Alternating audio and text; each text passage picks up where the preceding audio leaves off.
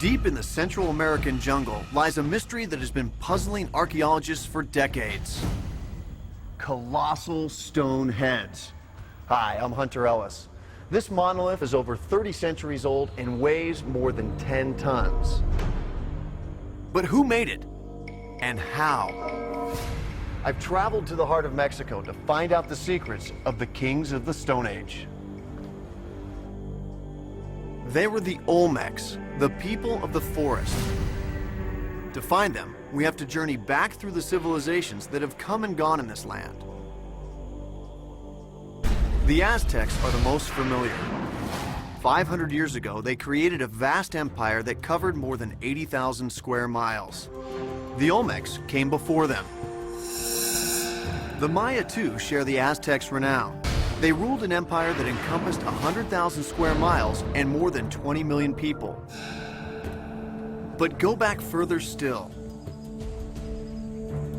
Centuries before the birth of the Maya and 1,200 years before the birth of Christ, the Olmecs emerged from the lowland jungles of modern Mexico. The Olmecs may have ruled fewer people, but they were also the first to rule. They are a people shrouded in mystery. The jungle has swallowed almost everything they made. In fact, no one even knew they existed until the first giant heads turned up. Colossal heads. Strange and disembodied. 17 of them. So far. The Anthropological Museum of Jalapa, Mexico is home to 6. The largest collection of Olmec Colossal Heads in the world. For curator Roberto Luna Gomez, these heads are his museum's greatest mystery. Hola, Roberto. How are you? Very good, thank you very much. Being that it was that long ago, how did they create these heads? What were their tools like? No metal tools. So this is all stone on stone? Only stones against stones, rock against rock. Cada rostro y cada casa. Roberto says its features were painstakingly carved by grinding and pounding. Who were these people? And what did these huge heads mean? As works of art, the heads are incredible. The largest weighs over 20 tons and stands over 11 feet tall. Every head wears a unique helmet, and every face is an individual. Stern, benign, powerful. As archaeological discoveries go, they're baffling. So far, San Lorenzo has yielded 10 monolithic heads, but they weren't easy to find. The first heads were excavated in the 1800s. They were met with astonishment. Recovered from deep within the soil, nothing like them had ever been seen before. People were mystified.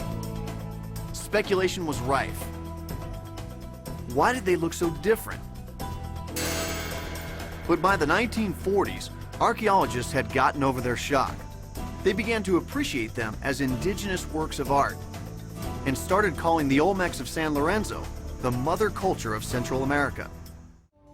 This colossal carving was deliberately and ceremoniously buried. All the other heads show signs of weathering and erosion. But not this one. It's unique. Who were these leaders?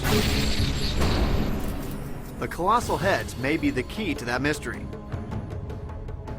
In fact, archaeologists believe they each portray not the face of a god, but the likeness of a king.